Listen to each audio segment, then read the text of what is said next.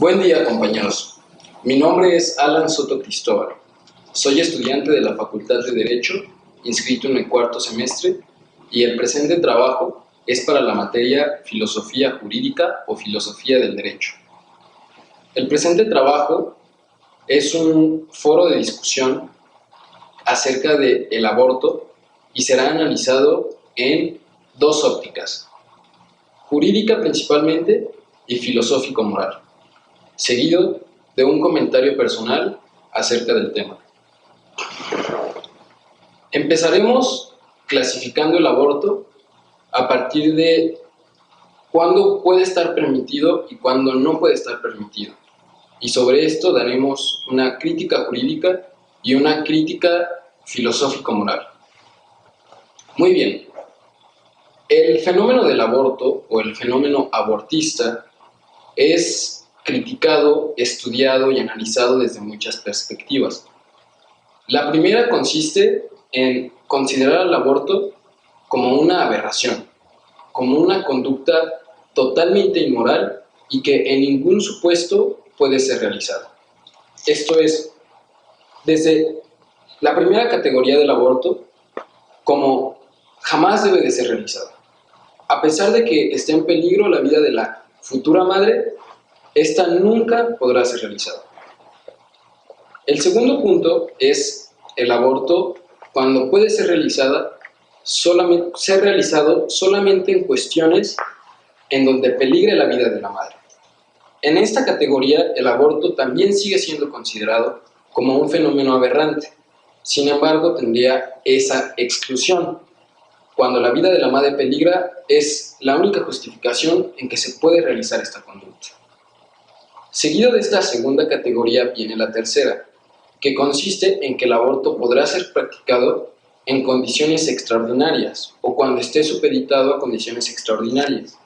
Dentro de este tercer supuesto están, por ejemplo, los abortos que se le hacen a niñas o a mujeres, mejor dicho, que han sido violadas, o a mujeres a quien el médico les ha jugado una broma y ha decidido inseminarlas artificialmente sin su consentimiento, o aquellos casos en que las condiciones económicas no serían las más óptimas para que estas mujeres pudieran criar al niño o niña en su caso.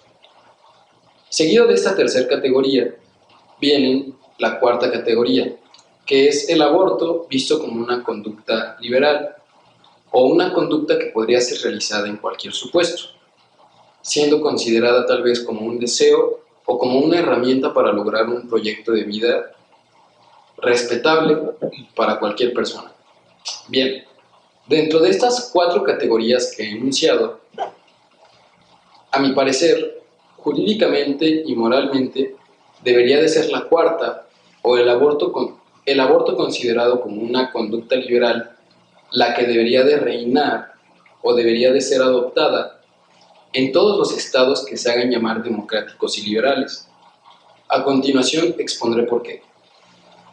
Muy bien.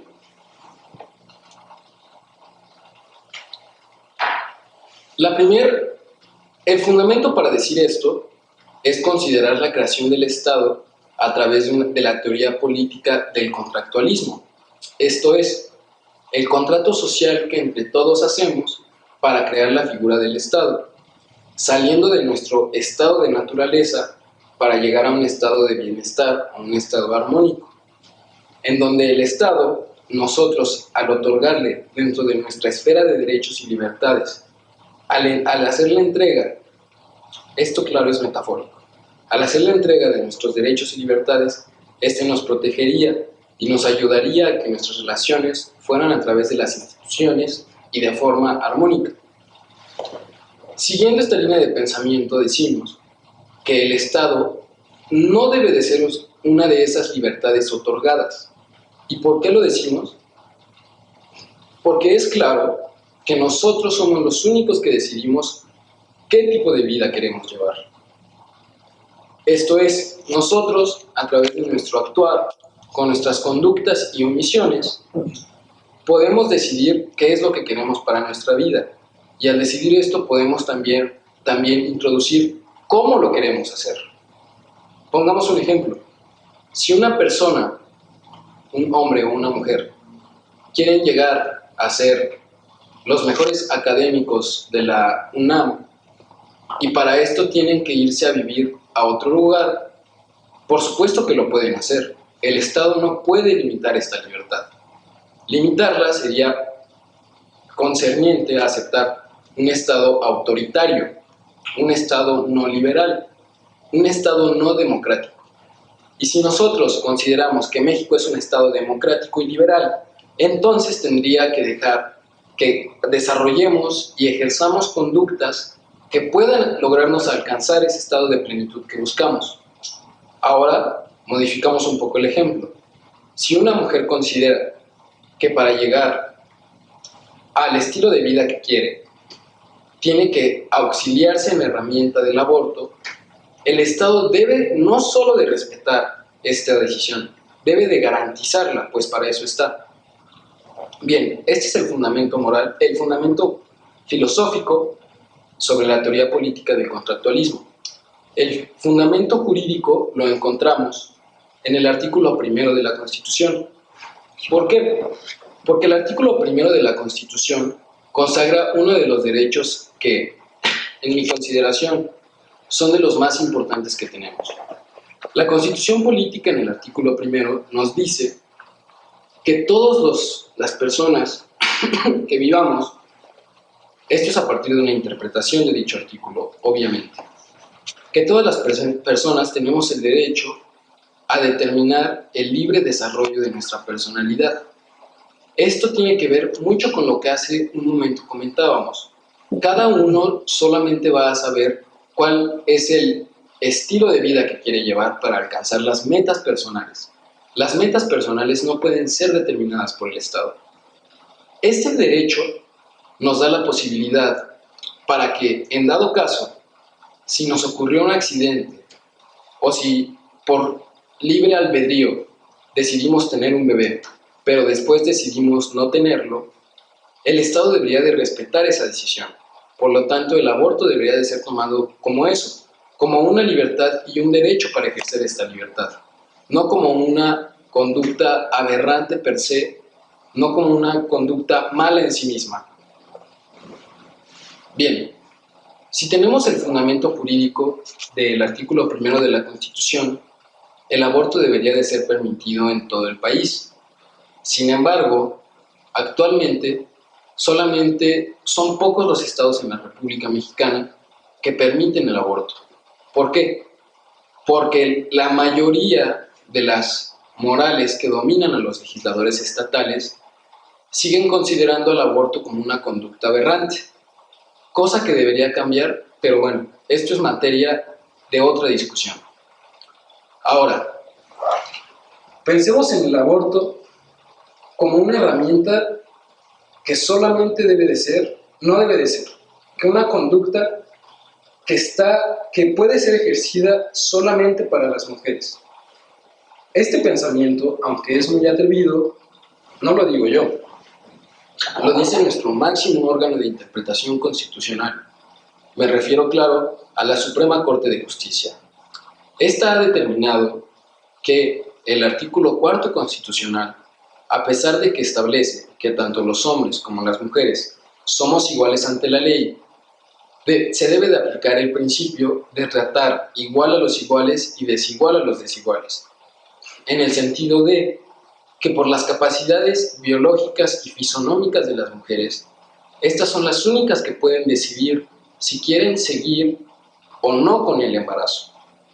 Sin embargo, a esto Cabe mencionar que el aborto, como una conducta exclusiva de las mujeres, no lo hace independiente de la consideración, de la opinión de quienes ayudaron a que ese embarazo se lograra. Porque para que un embarazo se logre, es necesaria de la participación de un hombre, siendo en una conducta activa, como una relación sexual, o como en una conducta pasiva, como una inseminación artificial. En la conducta pasiva, no creo que sea posible considerar la opinión del padre, pues ésta se puede desconocer. Sin embargo, en la conducta activa, si el padre participa, debería de tener derecho de voz y quizá el derecho de voto para decidir si la mujer continúa o no con el embarazo. Pero como les indicaba, este es tema de otro debate. Bien, a continuación seguiremos con el tema.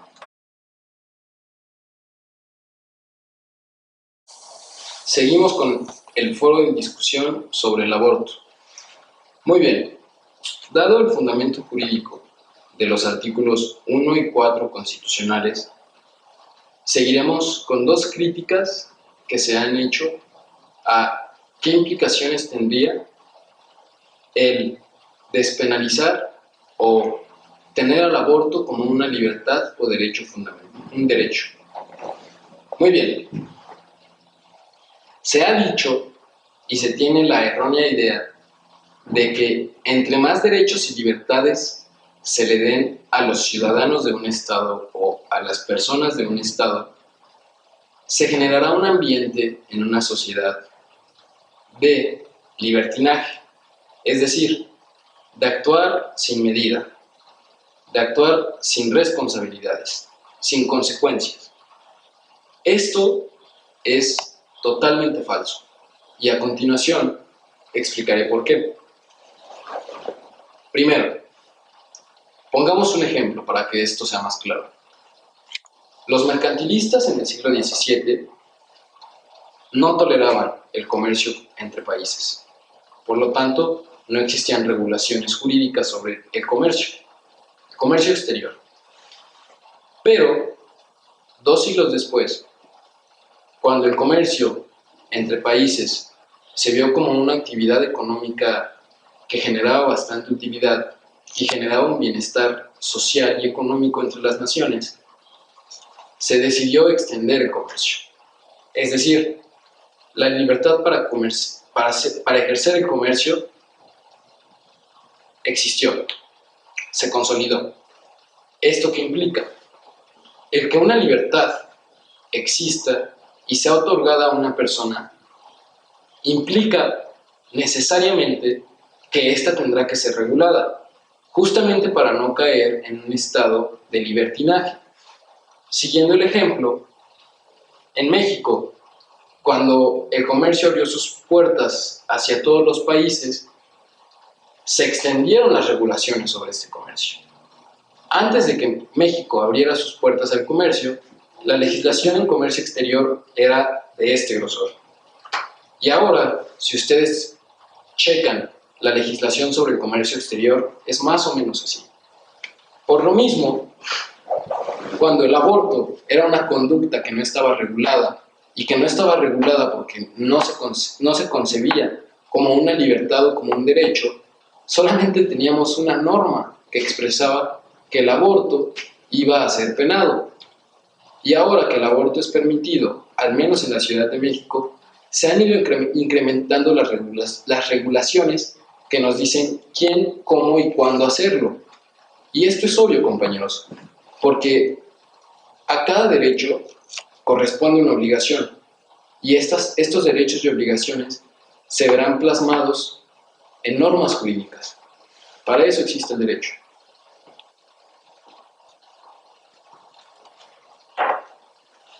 Muy bien, compañeros. Otra crítica muy fuerte que se le ha hecho a la despenalización del aborto o a la permisión para abortar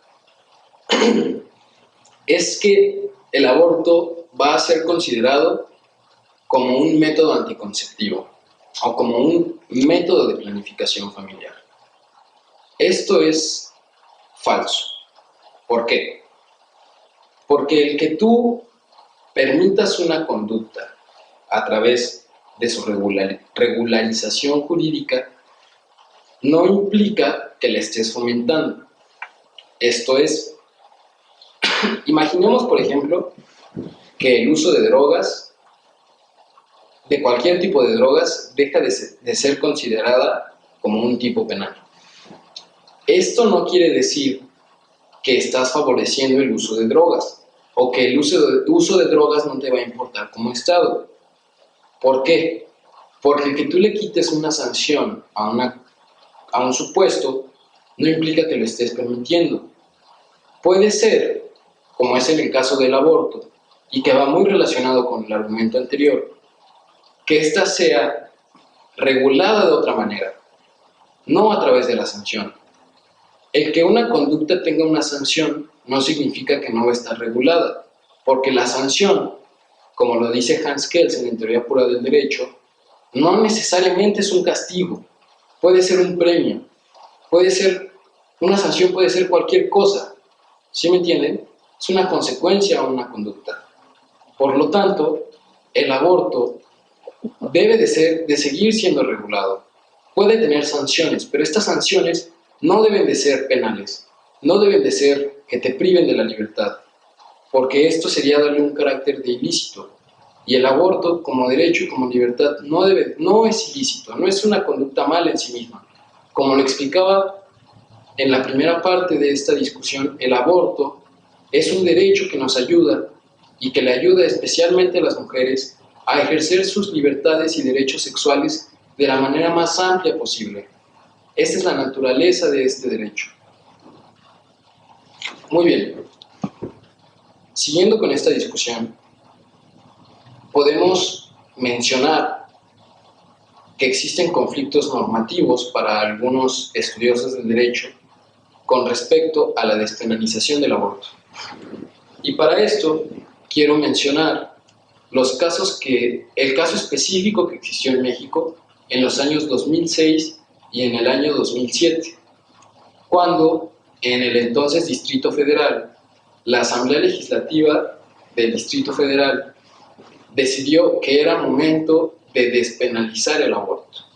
Este es el término correcto, no legalizar, porque en ningún momento lo estás legalizando, solamente le estás quitando una sanción penal.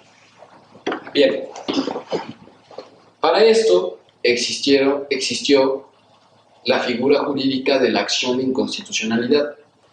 Estas fueron promovidas por el entonces titular de la PGR, Eduardo Medina Mora, y el entonces presidente de la Comisión Nacional de Derechos Humanos, José Luis Soberanes Fernández. Ellos argumentaban que el aborto, la despenalización del aborto, era inconstitucional. Iba en contra de los derechos que estaban en la Constitución. Y particularmente, compañeros, desde mi punto de vista, estudiando esta acción de inconstitucionalidad, me di cuenta del grave error y de la grave falta de interpretación que tenían estos dos promoventes. ¿Por qué? Porque todos sus argumentos jurídicos estaban basados en un principio moral. Y este principio moral era el de considerar vivo al producto de la concepción, de la unión entre los gametos. ¿Ok? Estos argumentos son insostenibles en el sentido de que, primero, estas autoridades se creían facultadas para determinar en qué momento y cuándo había vida. Y no solamente en su carácter de autoridades, sino nadie hasta el momento ha decidido y ha podido determinar qué es la vida y en qué momento se da. Estudiosos de la medicina, a través de estudios médicos, han intentado determinar en qué momento hay vida y en qué momento no hay vida. Y sin embargo no se ha llegado a un criterio general sobre esta cuestión. Por lo que, siguiendo esta línea de pensamiento, es insostenible un argumento que se construye a partir de la idea de cuándo hay vida, porque cuando hay vida no se ha podido descifrar, no se ha podido llegar a un criterio general, a un consenso general. Y bueno, algunos de los argumentos que escuchábamos era que la Constitución contenía el derecho a la vida. Primer error. El derecho a la vida, compañeros, si nosotros tomamos una constitución política de los Estados Unidos mexicanos que sea vigente, en ningún precepto constitucional vamos a encontrar que está el derecho a la vida. Existen, por ejemplo, en el artículo 22, en el artículo 23, la prohibición de la pena de muerte. Y la prohibición de la pena de muerte implica que se está tutelando el bien jurídico a la vida. Pero es que es precisamente esto. Existen los derechos fundamentales y los bienes jurídicos tutelados. El derecho a la vida no es un derecho. La vida es un bien jurídico tutelado y todo lo demás son derechos fundamentales. Lo que tenemos en este caso específico de México es: se debe de proteger el derecho fundamental de las mujeres para que ejerzan su libertad sexual de la manera más amplia y mejor posible. Y el segundo es el bien jurídico tutelado de la vida de los concebidos que aún no han nacido. Entonces, si nosotros preponderamos estas dos, invariablemente debe de ganar un derecho fundamental, porque el derecho fundamental le pertenece a las personas y los bienes jurídicos tutelados pueden cambiar de acuerdo al tiempo y espacio determinados. Por lo tanto, si nosotros logramos defender un derecho fundamental como es el derecho a que las mujeres gocen y el Estado les garantice la libertad sexual en la manera más amplia posible, podremos vivir en un Estado plenamente liberal, plenamente democrático. Sin embargo, si nos atenemos y nos aferramos a la idea de un bien jurídico tutelado y lo queremos mantener por siempre así, nos veremos en una involución, no en una evolución de pensamiento. Recordaremos claro que el derecho tiene una característica de ser dinámico. El derecho debe de ir evolucionando. El derecho es una ciencia de vida, no de retroceso. Muy bien, seguiremos a continuación. Muy bien, compañeros. Concluimos con este tercer segmento sobre el foro de discusión de aborto o interrupción del embarazo. Muy bien. En este tercer segmento quiero que por favor seamos muy abiertos de pensamiento y seamos realistas. Y con realistas me refiero a que tenemos que ser conscientes de la realidad en que vivimos y tenemos que aceptarla, porque solamente aceptándola la podremos entender. Bajo esto, les quería mencionar que en este tercer segmento hablaremos sobre las implicaciones de interrumpir el embarazo. Y esto es muy importante porque para hablar de un tema tan especial y controvertido y hasta cierto punto difícil, tenemos que ser muy crudos pero muy directos también. Y es que el aborto y cualquier conducta que se considere aberrante, no por la situación de que se le enlacen consecuencias o sanciones o castigos, van a dejar de observarse estas conductas.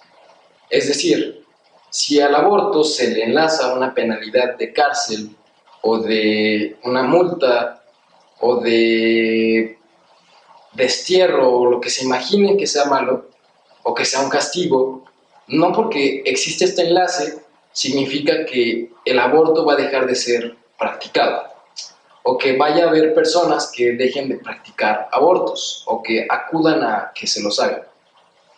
Esta idea sería muy irracional y existiría el supuesto entonces de que el homicidio no existiría, el robo, el secuestro, muchísimos tipos penales no existirían, porque si tienes una consecuencia enlazada a tu conducta y que es un castigo, pues lo dejarías de hacer, ¿no?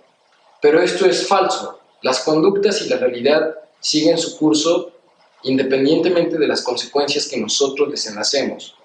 Quizá las disminuyan, pero siguen existiendo. ¿Y para quién sigue existiendo? ¿Y para quiénes son las desventajas de que realmente las reales desventajas que se siguen de que conductas como el aborto estén sancionadas. Pues bueno, pensemos en dos mujeres. Una que tiene la capacidad económica muy alta y otra que no. Imaginemos entonces que estas dos mujeres que están embarazadas. E imaginemos también que deciden no continuar con el embarazo. La primera mujer, que tiene una capacidad económica muy alta, puede acudir a una clínica de mucho prestigio para que le practiquen un aborto a escondidas, que nadie se entere. Y se lo van a hacer con tecnología de punta, de la más alta calidad. Y esta mujer pues, no tendría problemas. A ella le importa un comino si el aborto está penalizado o no. Y su vida no tendría más cambios que interrumpir su embarazo. Sin embargo, nuestra segunda mujer, si decide practicar un aborto, como no tiene la capacidad económica para hacerlo, tendría que acudir a una clínica pues no tan buena. Y podría darse también el supuesto de que muriera, desafortunadamente. Entonces, aquí el aborto sería, como no está siendo ejercido como una libertad o un derecho sexual, está siendo más bien una herramienta para que nuestra segunda mujer muera. Y creo que la tarea del Estado en este sentido no es propiciar este tipo de circunstancias tan desagradables, tan inocuas, tan malas, vaya. La tarea del Estado, como les planteaba en el primer supuesto, es otorgar las libertades y derechos que le corresponden a todos y brindar el marco para que éstas se ejerzan de la mejor manera y más amplia posible. Esto es, si tenemos el derecho a la libertad sexual y al libre desarrollo de la personalidad, y esto implica que las mujeres puedan acudir a interrumpir su embarazo, deben de hacerlo en condiciones que no pongan en peligro su vida. Y esto solamente va a ser posible si la interrupción del embarazo no es visto como una conducta aberrante, como una conducta nefasta. ¿Ok? O sea, ¿y cómo puede ser no visto como una conducta nefasta? O sea, ¿cómo nos podemos salir de esta idea que tienen las personas de que el aborto es algo malo? Pues quitándole ese enlace de castigo y de pena. Y esto solamente puede ser llevado a cabo si se entienden las teorías políticas contractuales, si se entienden los argumentos metafísicos de que no todos los fetos son personas, de que ningún feto es persona y de que hay personas que no lo son, porque ser persona no solamente es ser un ser humano, va más allá. Es una valoración filosófica más amplia que las leyes no pueden determinar. De hecho, en México, no, como les explicaba en el segundo segmento, no se ha podido determinar qué es vida, cuándo hay vida. No. Muy bien. Para finalizar, yo les dije que les daría mi comentario personal, pero creo que se ha visto cuál es la línea que yo sigo a partir de estos casi 28 minutos que he estado con ustedes. Y bien, mi comentario es este. Se ha tenido la vaga idea de que el aborto, o sea, se ha valorado la conducta de aborto como algo malo. Y se ha valorado como algo malo porque se cubre bajo la idea de que, pues si hiciste algo debes de ser responsable de tus actos. Lo cual considero que bajo este argumento moral no se está llegando realmente al fondo del asunto. ¿Puedes hacerte responsable de tus actos a través del aborto? Por supuesto que sí. De hecho, creo que es más responsable hacerlo.